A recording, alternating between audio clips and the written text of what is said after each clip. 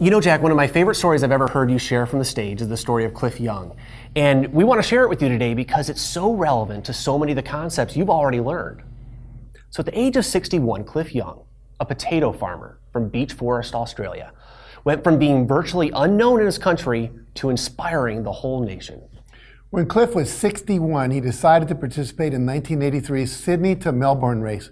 At the time, this race was considered to be one of the world's toughest, spanning a distance of 875 kilometers or 543 miles and taking 6 to 7 days to complete. Now, basically, that's the equivalent of running 3 marathons a day for 7 days. And even though Cliff had never run a race like this before, he decided to enter and compete alongside world-class athletes that had trained rigorously just for this event.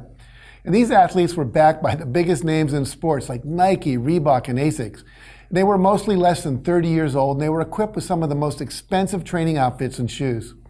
And then there was Cliff, right? He showed up in overalls and galoshes over his work boots. And this is actually a real photo. I still look at it and I'm in shock that he ran like this. And as Cliff walked up to the table to take his number, it became obvious to everybody he was planning to run in that outfit. Everybody thought he must be crazy. This must be some sort of publicity stunt. But the press was still really curious. So as he took his number 64 and moved into the pack of runners, the camera focused on him and reporters started to ask, "Who are you? What are you doing?" He replied, "I'm Cliff Young. I'm from a large ranch where we run sheep outside of Melbourne." Then the reporters responded, "You're really gonna run this race?" "Yeah," Cliff said.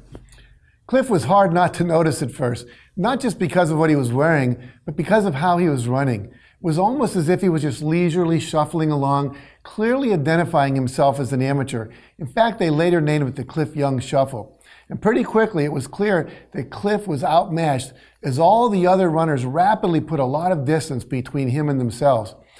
And all over Australia, people who watched the live telecast kept on praying that someone would stop this crazy old man. He was also notably missing many teeth, and he was still wearing galoshes. And they wanted to stop him from running because they believed he would die before even getting halfway across Sydney. Now, every professional athlete in this race knew something for certain, right? It took about 7 days to finish. And in order to be competitive, you run 18 hours and you sleep 6. But no one told Cliff Young. So when the morning news of the race was aired after the first night, people were in for another big surprise. Cliff was still in the race and had jogged all night long to a city called Mittagong. Apparently, Cliff did not stop after the first day. Although he was still far behind the world-class athletes, he just kept on running, even waving to spectators who watched the event on the nearby highways.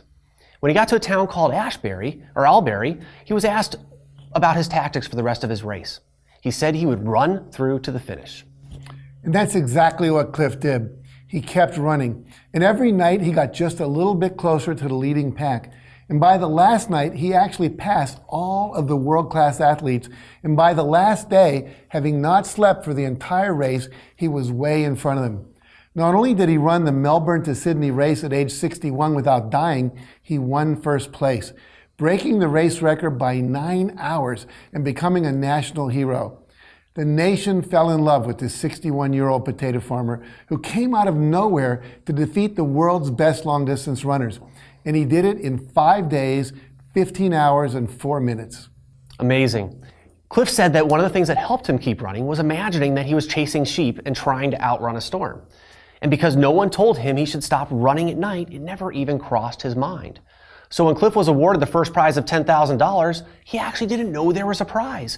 And he insisted he had not entered for the money. He said, "There are 5 other runners out there doing it tougher than me," and he gave each of them $2,000. He did not keep a single cent for himself.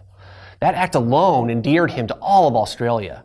Simply put, Cliff was a humble, average man who undertook an extraordinary feat and became a national sensation. So what was his secret to success? If you look back across the 30-day solutions, you'll notice that so many are directly related to his success. Was he 100% committed? No question. Did he believe it was possible, that he could do it? Absolutely. Did he have a clear outcome in mind when he started the race? Once again, yes. And what about visualization? Did he use that? He shared in an interview that he just imagined he was chasing his sheep. So also yes. Cliff was clearly optimistic, and by how he applauded the other runners and gave his winnings to them, he demonstrated the qualities of true gratitude and service. Really, it's pretty easy to see how as many as 8 solutions you've learned so far played a role in his success. Absolutely, but perhaps the solution he leveraged the most to make this happen was action. If he had started planning and researching instead of doing, who knows if Cliff would have even entered the race. And even if he had, he probably would have slept at night, completely changing his outcome. Sometimes it isn't what you don't know that gets in your way, but what you do know and believe that's not true that hurts you the most. Remember, you can always modify your aim and course correct later, but simply taking action now might just get you the results you dream of, rather than staying stuck planning instead of doing. So what we want to ask you right now is do one thing that you've been holding off and just take action. Don't research, don't do anything, just take one action right now of something that has been bothering you that you know you want to do, and do it now.